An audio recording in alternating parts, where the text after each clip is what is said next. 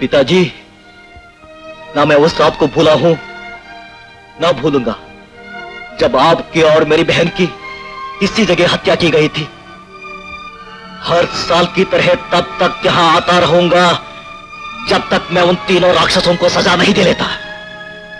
जिस तरह उन लोगों ने कानून की आंख में धूल झोंक कर हत्याएं की, उसी तरह मैं भी उनको खत्म करके अपने दिल की आग बुझाऊंगा। मैं अपने खानदान की बर्बादी का बदला लेने के लिए ही जी रहा हूं, और आपकी कसम खाकर कहता हूं, बदला लिए बिना मरूंगा भी नहीं।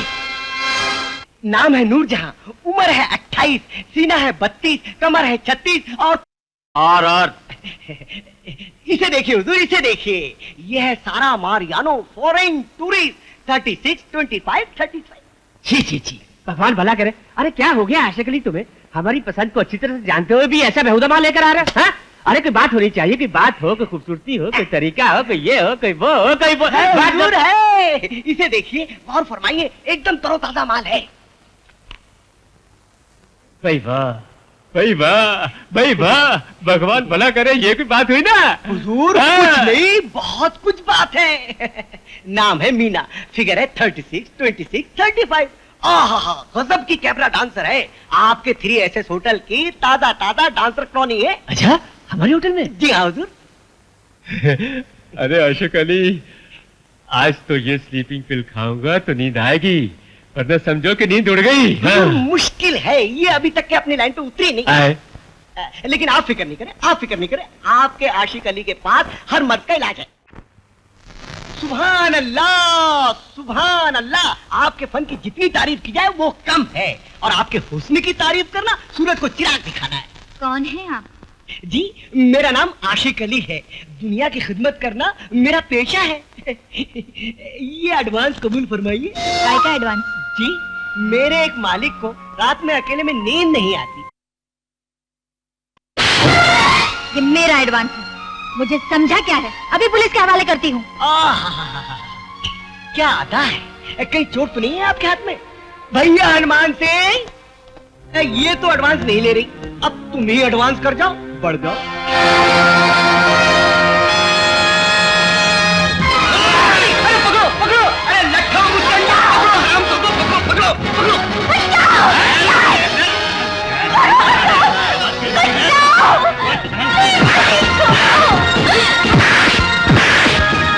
विजय, भागो भागो, भागी जा, भागो विजय।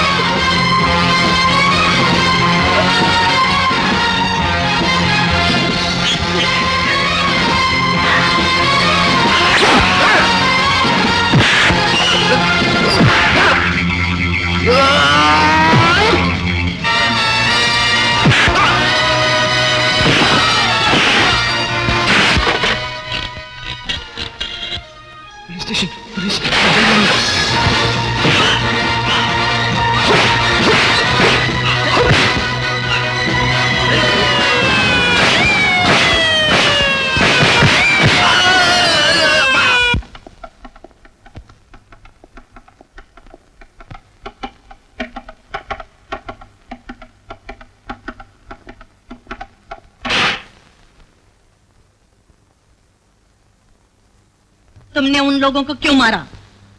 उन लोगों ने एक शरीफ लड़की की बेइज्जती करने की कोशिश की। क्या इस देश में किसी लड़की की आबरू बचाना जुर्म हो गया है? तुम कानून को अपने हाथों में नहीं ले सकते। कानून और पुलिस के ऊपर से तो मेरा विश्वास बचपन में ही उठ गया था। हमें तुम्हारे विश्वास से कोई मतलब नहीं। कसूरवारों को सजा दिलाना पुलिस का काम है। मैडम, कसूरवारों को सजा दिलवाने से एक लड़की की लूटी हुई आबरू से लौटाई नहीं जा सकती। खूनी की गले में फांसी का फंदा डाल देने से एक मरे हुए इंसान को जिंदगी नहीं दी जा सकती। विजय, तुम मिस्टर विजय कुमार सिंह कहिए। आपके कानून का भी कमाल है मैडम इंस्पेक्टर। जो आबरू लूटना चाहते थे वो साफ निकल गए, और जो आबरू बचाना चाहता था वो पकड़ लाया गया। अपने कानून की आंखों को किसी अच्छे डॉक्टर के पास क्यों नहीं ले जाते आप? हा? Shut up! हवालदार, यस मैडम। बंद कर दो इसे। चलाओ। Excuse me. यस? मेरा नाम मीना है। ओ, क्लब वाली डांसर। जी, मैं इनकी जमानत देने आई हूँ। क्यों मैडम, आपके कानून के मुताबिक जमानत नहीं ली जा सकती क्या? हवालदार आगाजान, यस मैडम। इस लड़के के दस्तखत लेकर इन्हें जमानत पर छोड़ दो। आइए। Thank you. वेलकम। एलपीएस रानी। हवलदार आगा जानी। इस शख्स की तकरीर सुनकर मेरी शेरवानी फट गई। क्या फट गई? शेरवानी। अनुवाद कीजिए हवलदार जी। यदि वार्तालाप में आप ऐसे कठिन शब्दों का प्रयोग करेंगे तो विचारों का आदान प्रदान असंभव है। कहाँ दस्तखत करने हैं? असंभव है। Oh sorry sorry. उनका नाम है। मनु बेटा, तेरी दीदी आई। जा, दरवाजा खोल बेटा, दरवाजा खोल। आइए। ये मेरा छोटा भाई है मनमोहन। नमस्ते। हेलो। मेरी माता जी। नमस्ते माता जी। कौन है ये बेटी? माँ, ये मिस्टर विजय है। आज ये ना होते तो मैं बड़ी मुश्किल में फंस गई होती। एक अनजानी लड़की को बचाने के लिए अपनी जान पर खेल गई। आप अनजानी लड़की नहीं है। मैं हर उस लड़की को जानता हूँ जिसकी बेइज्जती की जा रही हो। क्या हुआ था बेटे? अब कुछ नहीं माँ, कुछ बदमाशों के हाथ पांव में जरा सी खुजली हुई तो मैंने उनकी खुजली मिटा दी, थोड़ी सी पिटाई कर दी, बस। हमारे तो भाग ही खोटे हैं बेटे। हम लोगों का पेट भरने के लिए इस बेचारी को नाचना गाना पड़ता है। नाचने गाने में कोई बुराई नहीं है माँ जी। कुछ लड़कियां टाइप करती हैं, कुछ स्कूलों में पढ़ाती हैं। ये नाचती और गाती है, क्या बुराई है इसमें? अच्छा मैं चलता, फिर कभी आऊंगा। खाना खा के जाइए ना। नहीं, बहुत देर हो गई है और फिर घर जाके जूते भी खाने हैं। नमस्ते। क्या समझता है अपने आप को? आज आने तो इसको तो मैं छोड़ने वाली नहीं हूँ। अरे क्यों पड़ा रही है? क्या हुआ? तुम्हारे बेटे ने तो मेरा जीना हराम कर दिया। क्या किया है उसने? क्या किया? एक नाचने वाली की रक्षा करने में मारपीट की, पकड़ा गया। एक मामूली गुंडे की तरह पुलिस स्टेशन लाया गया। हे भगवान, कहीं चोट वोट तो नहीं लगी उसे? नहीं, उसे तो कुछ नहीं हुआ। अगर उसने अपना रवैया नहीं बदला तो मुझे नौकरी से इस्तीफा देना पड़ेगा। करेक्ट दीदी, फौरन इस्तीफा दे दो। लीजिए, आ गए आपके सुरमा। देखो दीदी, मैं किसी लड़की का अपमान नहीं देख सकता, और तुम जानते हो ऐसा क्यों होता है। वो कमीने उस लड़की का अपमान कर रहे थे। वैसे कमीनों को ठीक करने के लिए इस देश की पुलिस जो मौजूद है। मुझे हंसाओ मत दीदी। पुलिस, कानून, इंसाफ, इन सब का तमाशा मैं भी देख चुका हूँ, तुम भी देख चुकी हो। अरे बेटे, ये तो सोच, तेरी इस हाथापाई से बहन की बदनामी होती है कि थानेदार का ठीक है भाई। माँ, मैं कहीं और रहने का बंदोबस्त कर लेता हूँ।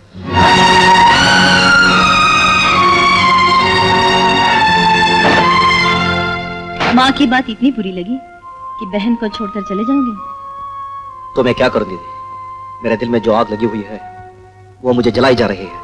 मैं उसकी बात सुनिए तुम्हारी। मेरी, क्योंकि वो आग तुम्हारी सगी बहन नहीं है।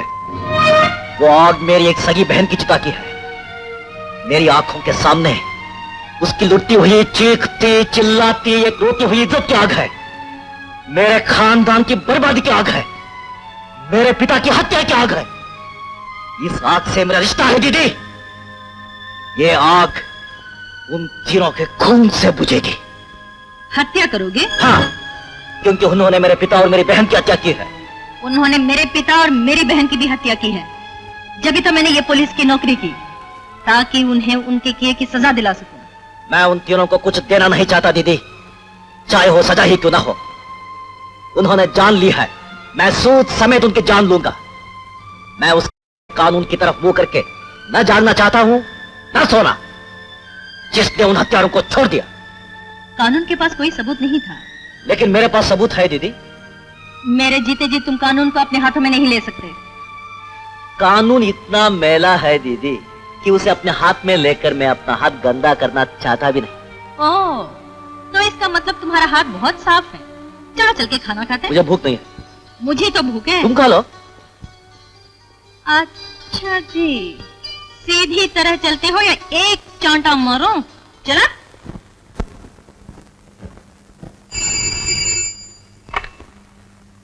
हेलो, कौन? इंस्पेक्टर देवी सिंह, भेज दो।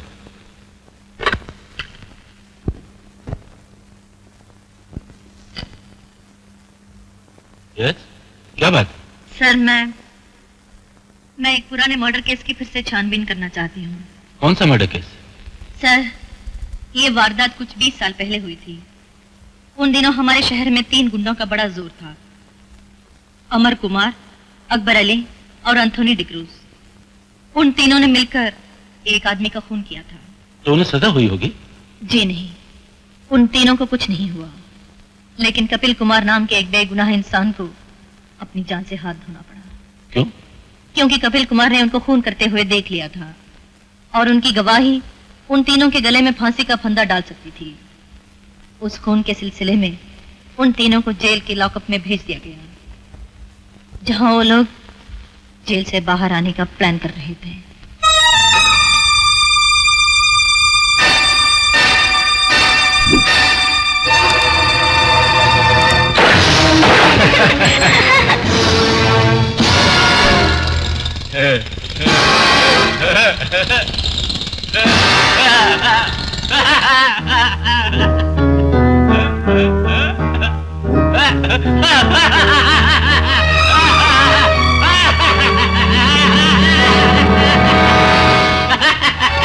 भगवान भला करे, जेल के हवालात में अकेलापन मिला तो हमने सोचा हम फांसी की मौत मरना नहीं चाहते हैं। इसलिए हमने तय किया कि हम फांसी की मौत नहीं मरेंगे, और तुम जिंदा रहे तो हम तीनों को फांसी की मौत मरना पड़े ही पड़े। मतलब ये कि अपन लोगों की लाइफ के लिए तुम्हारा मरना जरूरी हो गया है, क्योंकि जिन आंखों ने अपन लोग को वो खून करते देखा था ना, उन आंखों को अदालत देखना नहीं मांगता। भगवान के लिए ऐसा मत कीजिए। भगवान के लिए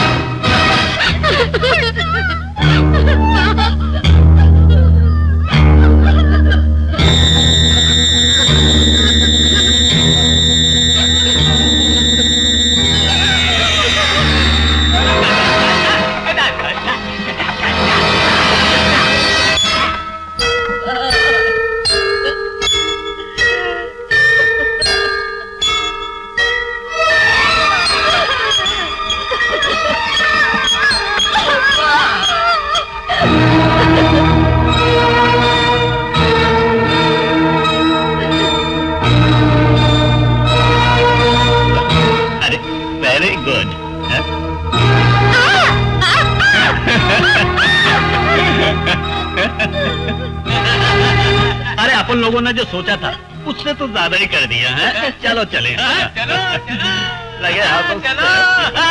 टाटा टाटा।